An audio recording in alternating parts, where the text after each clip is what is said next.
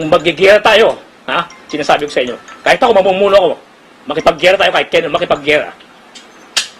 Pero kung yung desire na magserbisyo pa after this, wala na akong desire. Lilinisin ko lang yung pangalan ko. Lilinisin ko lang yung pangalan ko. Sisiguraduhin ko na malinis yung pangalan ko at ako'y mag-early retirement. I believe the President was fed with wrong and poisoned information regarding the matter. 100% hindi po totoo yan. Alam po ng ating mahal na Panginoon na siya lang ang aking huwes sa puntong ito. But what is certain is, number one, I have my integrity intact. Number two, I have God watching over and protecting me and my loved ones. President, kaya ko po kayong tingnan, mata sa mata. Kaya ko pong isubject ang aking sarili for lie detector test. Ako po si Police Chief Superintendent Edgardo Gonzales Quino, magmula po sa ako'y Second Lieutenant hanggang ako po'y mag-Chief Superintendent. Alam ko po ang aking pagkatao. I have never been involved in illegal drugs activity. I have never been involved in any shenanigans, so to speak. I have never been involved in nefarious activities. And hindi po ako dregs of society, hindi po ako salot ng lipunan. Hindi ko po matatanggap yan kasi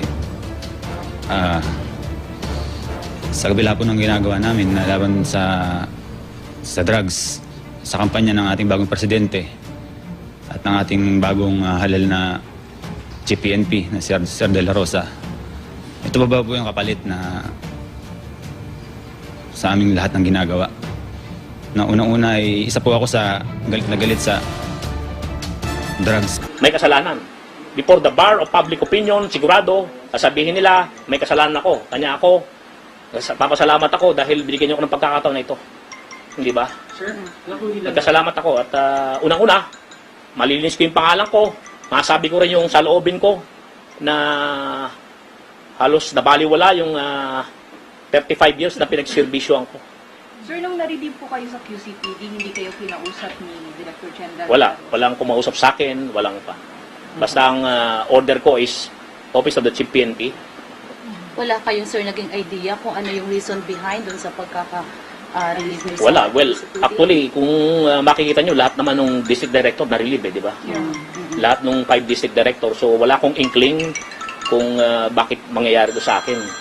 And ni sa hinagap, ni sa pangarap, ni sa bangungot, hindi ko inisip na mangyayari sa akin ito eh.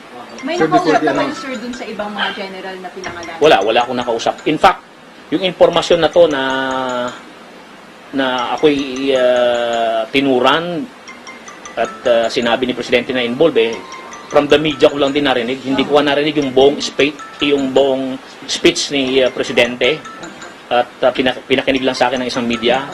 In fact, lahat ng tumatawag sa aking media ay pinagbigyan ko ng interview dahil unang-una transparent ako, wala akong tinatago Hindi ba? Pero wala ako ni isang media for the record na tinawagan para ako ay magbigay ng aking pahayag ngayon. Wala. Are you going to General Bato to talk to him personally? Sabi ko kanina, first hour in the morning, I will report to him. Sir, karunong natin, sabi niyo po kanina, posibleng may naninira sa inyo at posibleng may labanan sa katungkulan. Can you expound lang on that? Well, mahirap pa sabi ko nga, I cannot base my assertion, I cannot base my declaration sa inyo based on speculation.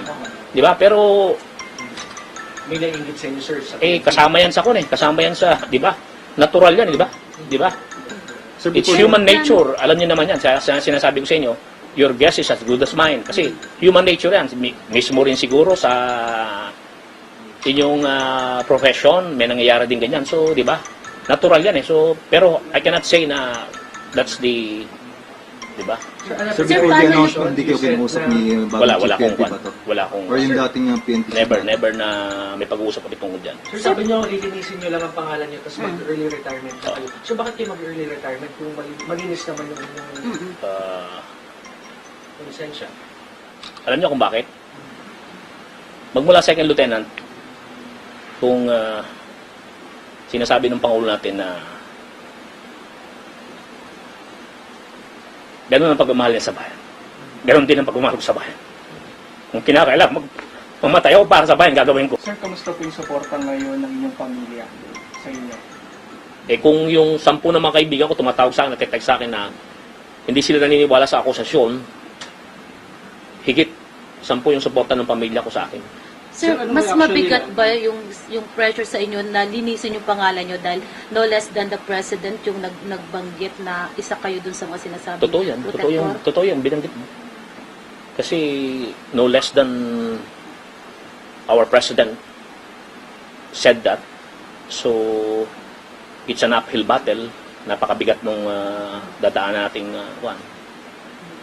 Siyempre, tinura ng ating mahal na Pangulo yan. Napakabigat. Kanya nga sabi ko, hindi yung aking ginagawa na to hindi bilang pagkalaban sa ating mahal na Pangulo. Ito'y bilang bahagi lang ng karapatan ko bilang isang tao, bilang isang opisyal na nagserbisyo ng tapat, nagserbisyo ng tama. Gusto ko lang linisin yung pangalan ko. Yun lang. Wala nang iba. Kamusta yung pamilya niyo? Nagkausap na Well, okay naman yung pamilya ko, yung asawa ko. Sinasabi ko, kumalma siya. At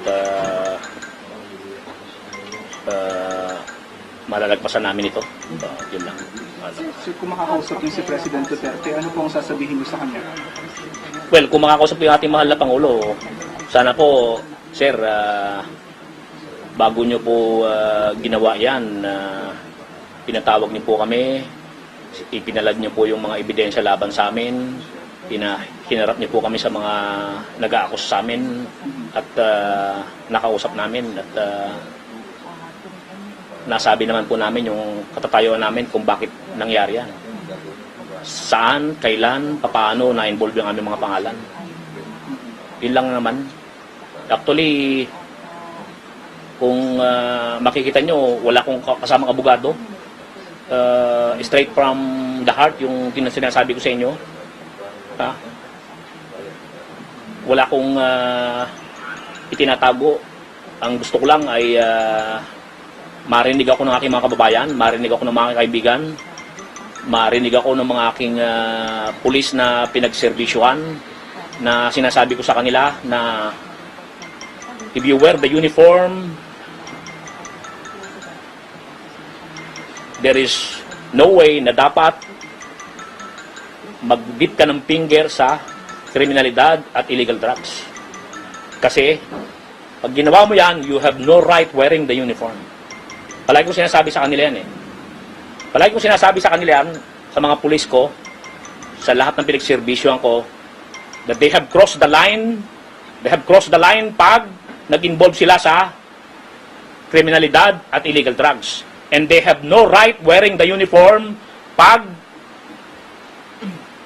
criminal sila at pag-involve sila sa illegal drugs. Ako, I have no right wearing this uniform sa inyo if I am involved in illegal drugs. Kaya sinasabi ko yun eh. Kaya natutuwa ako sa inyo dahil unang-una, ang dami-daming tumawag sa akin ng mga kaibigan from the media.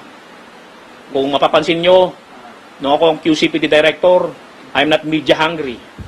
Di ba? Yung DDO ko, pinapa-interview ko. May mga accomplishment doon na hindi ako nagpapa-epal. Ayoko na, tinginan ako ng krami na, ayan, gumawa lang ng accomplishment niya si Tinyo, kanya gusto ma-media. Kahit tanong nyo sa mga kaibigan nyo from the media na iba, in fact, nagdi-decline pa ako eh. Sir, sorry ulitin ko lang. May idea po ba kayo kung sino yung nagbigay ng info kay Duterte? Wala akong idea. Wala akong idea, kanya nga sabi ko, ano, Itong si General Tino sino man yung sa mga tao issue yan, na ibinabato sa kanya. Sino man yung civilian yan na nag-link sa akin, sa ating mga Pangulo. Yun lang. Pero may narinig na ako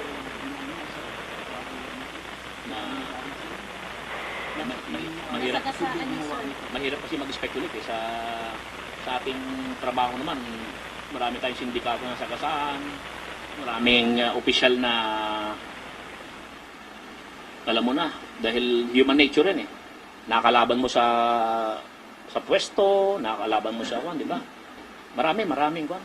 Pero ang sinasabi po is meron daw pong holdings ang PNP chief laban sa inyo. Ibig sabihin evidence-based. Well, ang allegation. actually kung merong holdings yung ating Chief Philippine National Police, sabi ko nga eh, more than willing tayong makiharap sa ating Chief Philippine National Police at patunayan yung ating sarili naman. Kung yung holdings ng Chief PNP ay will stand in court or will it stand in court or yung kanyang basihan ba will be standing on solid ground, more than willing tayo. Kaya sabi ko nga, first hour in the morning tomorrow, papasakop tayo, magre-report tayo sa Chief Philippine National Police. At ako, lilinisin ko yung pangalan ko. After na malinis ko yung pangalan ko, kung yan ay matapos in 3 months, 2 months, 6 months, mag-early retirement na po ako. So yung mga nakasama... Hindi na po ako, ala na po yung desire sa akin na magserbisyo sa nangyari na to. So yung mga